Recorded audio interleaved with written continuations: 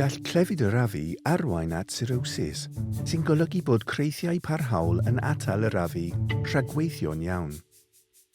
Gweithaf beth welwch chi ar y cyfryngau cymdeithasol, does dim pilsyn hyd na diet arbennig a llwella'r clefyd.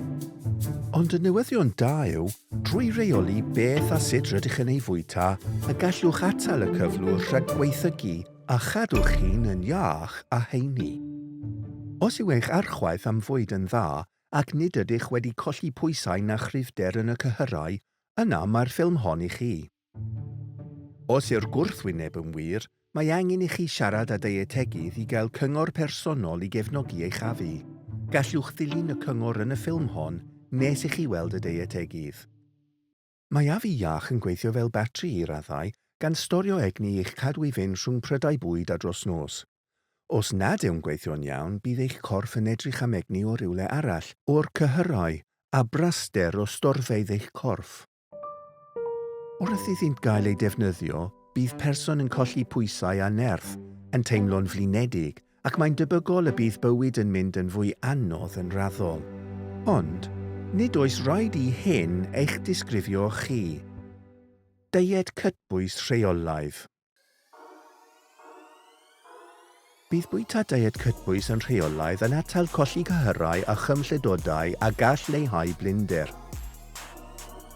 Ceisiwch fwyta bob 2 awr i gadw'r batris i fynd gan gynnwys carbohydradau, protein, 5 dydd, ac yfwch ddigonedd o diodydd di-alcohol. Mae carbohydradau yn bwysig iawn gan mai nhw yw'r cyflenwr gorau o egni ar gyfer ailwefru'r batris. Bwytewch snacks llai rhwng prydau ac o leia 50 gram o garbohydrad cyn mynd i'r gwely. Mae ymchwil yn dangos y gall hyn helpu i gynnal eich pwysau a chadw'n iach. Bwyta i gadw'n gryf. Mae swyddogaeth protein hefyd yn hynod o bwysig pan nad yw'r afu'n gweithio'n iawn. Gall helpu i gynnal eich cyhyrau i aros yn gryf a gweithio'n galed i ailfagu unrhyw gyhyrau o gollwyd. Fel gyda'r carbohydradau, i gael y canlyniadau gorau, mae angen i chi bwyta drwy gydol y dydd, nid un pryd yn unig. Ac os ydych yn dechrau teimlo'n llawn, dewiswch orffen y protein yn gyntaf cyn y bwyd arall ar eich plat. Mae mor bwysig â hynny.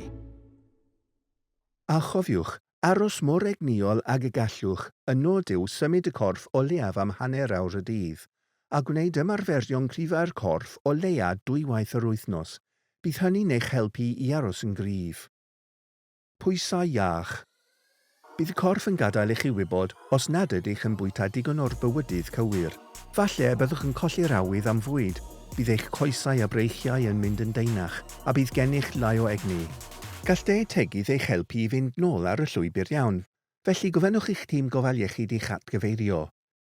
Gallwch gymryd camau eich hunan tra byddwch yn aros. Mae'n bwysig gwneud y newidiadau cyn gynted a phosib. Bwytewch lai yn amlach, prydau bach maethlon neu snacks bob 2-3 awr. Dewiswch fwydydd llawn braster, mae angen o calorïau arnoch. Diodydd maethlon. Mae diodydd maethlon yn ffordd hawdd o gael mwy o galorïau. Cyfoethogwch eich prydau bob dydd gyda menyn hufen a chaws. Gofynnwch eich tîm meddygol a fyddai fitaminau a mwynau ychwanegol yn iawn i chi, yn enwedig os yw'ch archwaith am fwyd yn wael.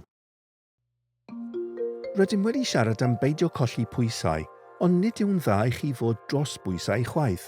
Os felly, yna mae colli pwysau yn araf yn hanfodol, dim diet ffad, a dim mwy na cholli hanner kilo neu 1 pwys bob wythnos. Yn gynt na hynny a gall fod yn ddrwg i chafu. Dyma rai syniadau i feddwl amdanynt pan fyddwch yn barod i wneud y newid a meddwl am sut mae colli pwysau'n ddiogel. Cynnwys protein heb raster yn eich prydau bwyd bob amser. Y nod yw cael 2 ddogn neu ragor o lysiau gyda'ch prif bryd bwyd. Dewis carbohydradau grawn cyflawn i'ch cadw'n llawn am fwy o amser. Bwyta llai o fwydydd llawn braster, dewis opsiynau llaeth sydd â llai o fraster, symiau bach o fraster isel a symiau llai o olewau wrth goginio. Yfed digon o hylif, o leiaf 6 i 8 cwpan y dydd. Defnyddiwch y codau QR a'r dolenni i gael gwybodaeth sy'n seiliedig ar dystoliaeth am fwyd, diet a'ch corff. Cofiwch, diet iach, cadw'n gryf a phwysau iach